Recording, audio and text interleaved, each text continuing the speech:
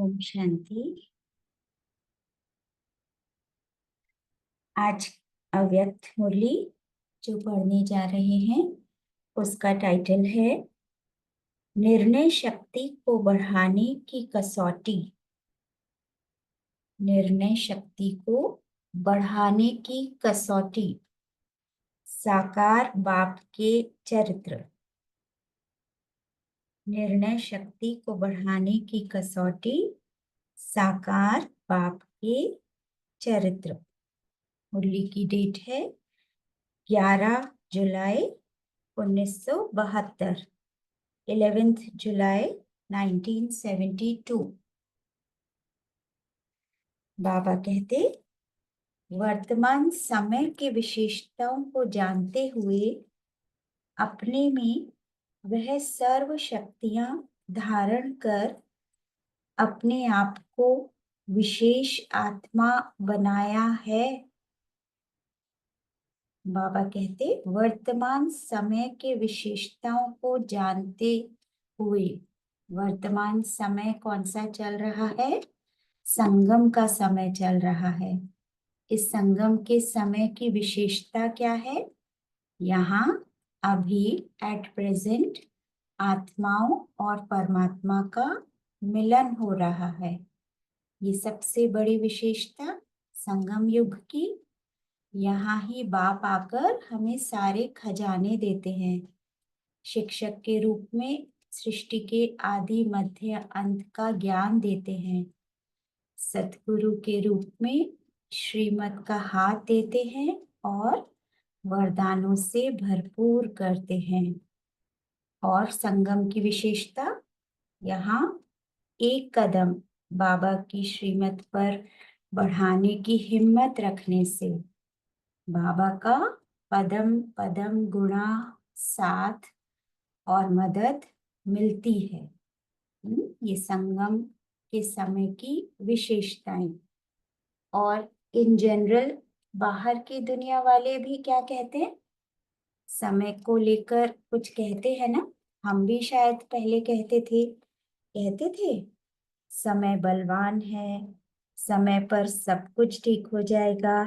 याद आया? हम ही कहते थे ना, समय किसी के रोके नहीं रुकता, वो बहुत तीव्र गति से चलता रहता है। कहता है समय किसी और को नहीं देखता। ये सब हम कहते थे ना। तो समय की इन जनरल भी विशेषताएं हैं और संगम के समय की विशेषताएं तो बाबा ने हमें भरपूर बताई हैं। तो बाबा ये ही कहते, जैसे इस समय की विशेषताओं का वर्णन करते हो वैसे ही अपने में भी वह विशेषताएं देखते हो। तीव्र गति से चल रहा है, किसी को नहीं देखता, समय पर सब ठीक हो जाएगा, समय सब ठीक कर देगा। तो क्या ऐसे हम भी समाधान स्वरूप बनते हैं? हम भी किसी और को नहीं देखते, हमारी भी पॉजिटिव परिवर्तन की गति तीव्र है। तो बाबा आगे बोलते, जितनी समय में विशेषताएं हैं उतनी स्वयं में भी हैं। वह समय में ज्यादा है और स्वयं में कम है। समय और स्वयं में कितना अंतर समझते हो? अंतर है? पूछ रहे हैं बाबा, अंतर है? अंतर है। आप स्वयं पावरफुल हैं, वह समय पावरफुल है। क्या कहेंगे? किसी ने कहा अभी समय है, तो बाबा कहते होना स्वयं को चाहिए। अगर कहते हो, अब बाबा समझाने दे रहे हैं, बहुत इंपॉर्टेंट। अगर कहते हो होना यह चाहिए, लिखेंगे इस लाइन को, होना यह चाहिए, राइट। अगर हम ये कहते हैं होना यह चाहिए, ठीक है, ये लाइन ही हमारे मुख से अगर निकली, संकल्प भी आया, तो बाबा बताते हैं तो दुनिया वाले अज्ञानी निर्बल आत्माओं और आप ज्ञानी आत्माओं में व मास्टर सर्वशक्तिवान आत्माओं में क्या अंतर रहा? वो तो कहते होना यह चाहिए, राइट। हम भी कहते थे, शायद इस मुरली से पहले भी कहा होगा। तो हम में और उनमें डिफरेंस क्या रह गया? ऐसा होना चाहिए, यह होना चाहिए, यह तो वो लोग भी कहते हैं, आप भी कहते हो कि होना चाहिए। तो अंतर क्या हुआ? हुआ कोई अंतर? सेम। ज्ञानी और अज्ञानी में यही अंतर है। जो लोग कहते हैं चाहिए चाहिए, वो लोग कौन? अज्ञानी कहते हैं चाहिए चाहिए। ज्ञानी लोग चाहिए नहीं कहते। तो वो क्या कहते? वो कहते नहीं, बाबा आगे बोलते हैं जो होना चाहिए वह करके दिखाते हैं। होना चाहिए, ये होना चाहिए, वो ऐसे नहीं कहेंगे। ज्ञानी ऐसे नहीं कहेंगे, वो करके दिखाएंगे। उन्हों का होता है कहना, अज्ञानियों का होता है कहना कि ये होना चाहिए, ये होना चाहिए। ज्ञानियों का होता है करना। वो करके दिखाएंगे। Suppose somebody has to come, कोई आना था, आपके ही घर परिवार में कुछ रिपेयर वर्क है, कुछ कंस्ट्रक्शन है, उसको ठीक करने आना था, राइट। टाइम भी दिया, बट सपोज वो नहीं आते हैं टाइम पर। इट्स ओके, नहीं आए, अंडरस्टूड, हम समझ गए, सिस्टम नहीं आए। देन हम दूसरे वे से मैनेज करना सीख जाएंगे इतनी देर में, या दूसरा और कोई वर्क प्रॉपर कर लेंगे। बट क्रिब नहीं करेंगे कि वो नहीं आए, because we have understood the system, वो समझ गए हम। तो क्या करेंगे? एडजस्ट करेंगे। तो क्या करा? हमारे अंदर समाने की शक्ति अपने आप इमर्ज हुई। तो परिस्थितियां आती हैं, डे बाय डे आती हैं, पर वो किस लिए आती हैं? हमारी शक्तियों को इमर्ज करने आती हैं। तो अपने आप शक्तियां इमर्ज हो रही हैं और स्ट्रांग बन रहे हैं, दूसरे वे से कर्म करना आ गया हमें। तो यही अंतर है। वे सिर्फ कहते हैं और आप करते हो। अगर अब भी आप कहते हो कि यह होना चाहिए, अंडरलाइन करा ना हमने ये लाइन, यह होना चाहिए, तो अंतर क्या हुआ? तो आज से ये लाइन क्या करनी है? डिलीट करनी है।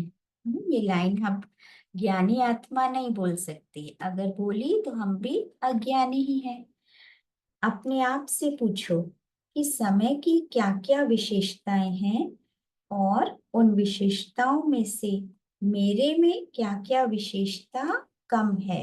अभी देखिए, समय इन जनरल की विशेषताएं, तीव्र गति से चल रहा है, किसी और को नहीं देखता, किसी के रोके नहीं रुकता, समय पर सब ठीक हो जाता है। तो इन जनरल विशेषताओं में से भी अगर एक भी विशेषता कम है, तो हम क्या विशेष आत्मा नहीं बन सकते।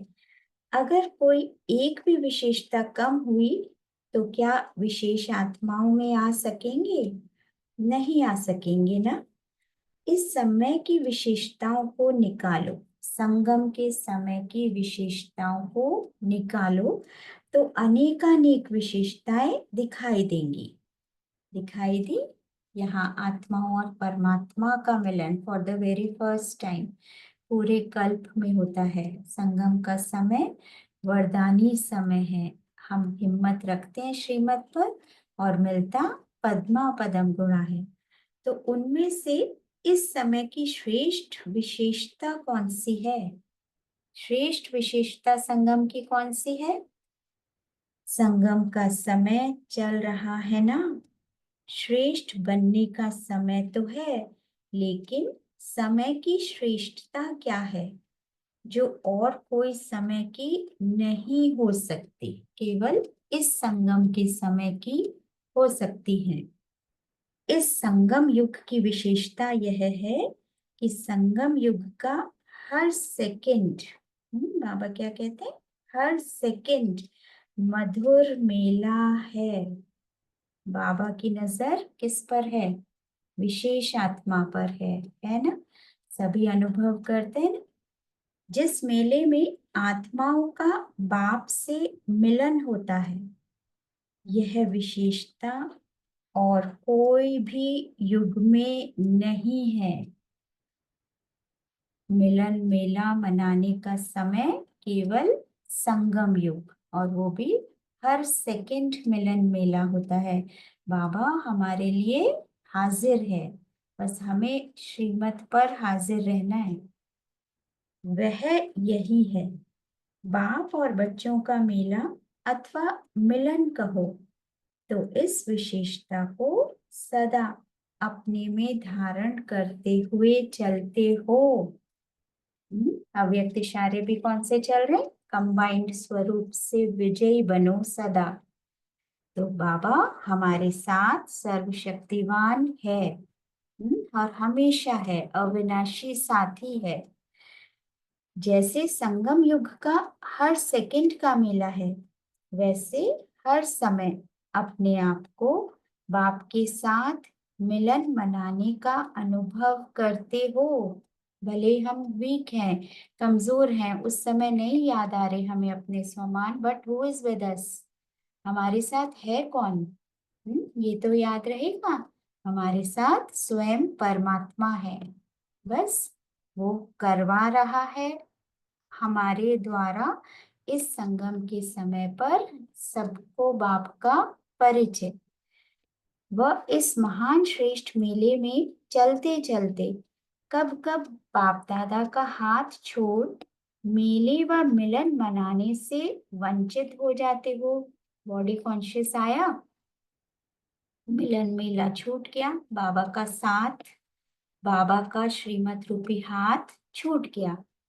जैसे कब कब मेले में कई बच्चे खो जाते हैं ना, माँ बाप का हाथ छोड़ देते। बाबा ने हमारा हाथ पकड़ा या हमने बाबा का हाथ पकड़ा? डिफरेंस है। यस, डिफरेंस है ना। हमने बाबा का हाथ नहीं पकड़ा, बाबा ने हमारा हाथ पकड़ा है। वो कभी नहीं छोड़ता, उसी ने ढूंढा ना हमें, हम तो नहीं ढूंढ सके, उसी ने हमें ढूंढा, उसने हाथ पकड़ा और वो नहीं छोड़ता। माँ बाप का हाथ छोड़ देते। मेला होता है खुशी मनाने के लिए। अगर मेले में कोई बच्चा माँ बाप से बिछुड़ जाए, वह हाथ साथ छोड़ दे।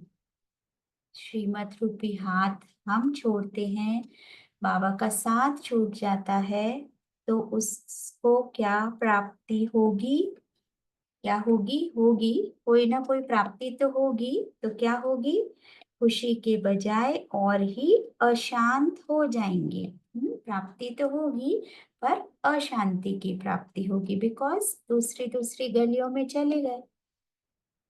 तो ऐसे अपने आप को देखो कि मेले में सदा खुशी की प्राप्ति कर रहा हूँ। रिजल्ट, हर घंटे रिजल्ट की भी चेकिंग करनी है। श्रीमत तो हम कई बार नोट करते हैं कि ये आज देही अभिमानी बनकर रहेंगे, बुद्धि योग बाप के साथ रहेगा, बाबा की करंट मिलती रहेगी, but what is the result? उसके रिजल्ट की भी चेकिंग हो। तो हर घंटे रिजल्ट कि ये सुख और शांति का अनुभव हो रहा है, स्नेह और सहयोग स्वतः ही और सदा सबसे मिल रहा है। तो ये निशानी चेक होती जाएगी, तो यस, कॉन्फिडेंस बढ़ता जाएगा, यस हम श्रीमत पर चल रहे हैं। अगर अशांति मिल रही है, दुख मिल रहा है, किसी से भी सहयोग नहीं मिल रहा, तो समझ जाना चाहिए हम श्रीमत पर नहीं है। तो ऐसे अपने आप को देखो कि मेले में सदा खुशी की प्राप्ति कर रहा हूँ। This checking of result is very important. सदा मिलन में रहता हूँ। जो सदा मिलन में रहेगा, उसकी निशानी क्या होगी? उसको सुख और शांति की अनुभूति होगी, स्नेह और सहयोग स्वतः ही सबसे मिलता रहेगा सदा। उनकी विशेषता क्या होगी? अतीन्द्रिय सुख में रहने वाले व सदा मिलन मनाने वाले की निशानी क्या होगी? उनकी विशेषता क्या होगी? जो सदैव मिलन में मगन होगा वह कब भी कोई विघ्न में नहीं होगा। Very important.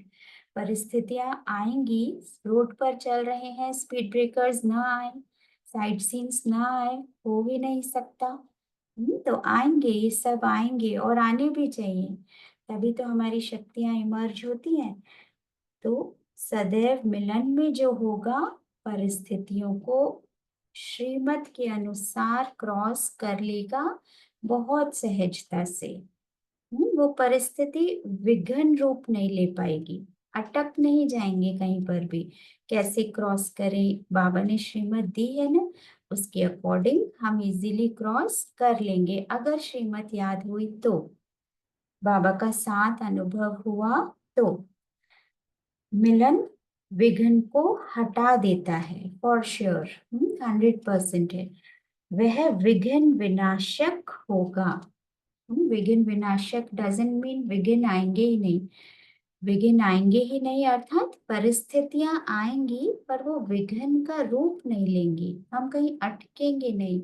श्रीमत से, बाबा के साथ से उसको इजीली क्रॉस कर लेंगे। मिलन को ही लगन कहते हैं।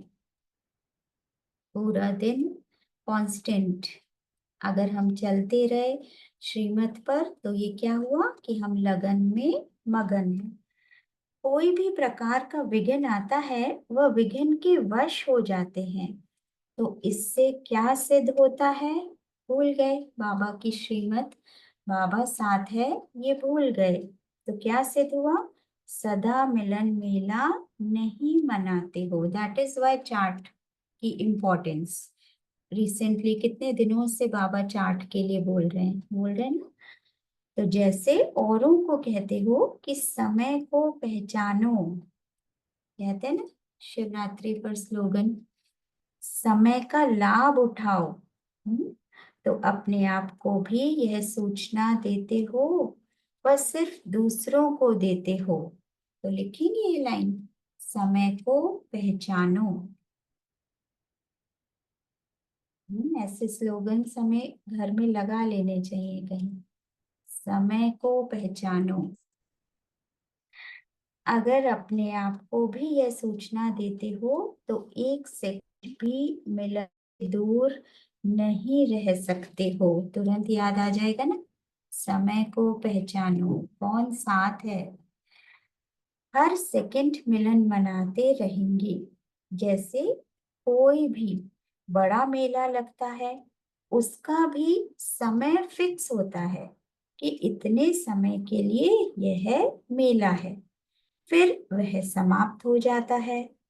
अगर कोई श्रेष्ठ मेला होता है और बहुत थोड़े समय के लिए होता तो क्या किया जाता है?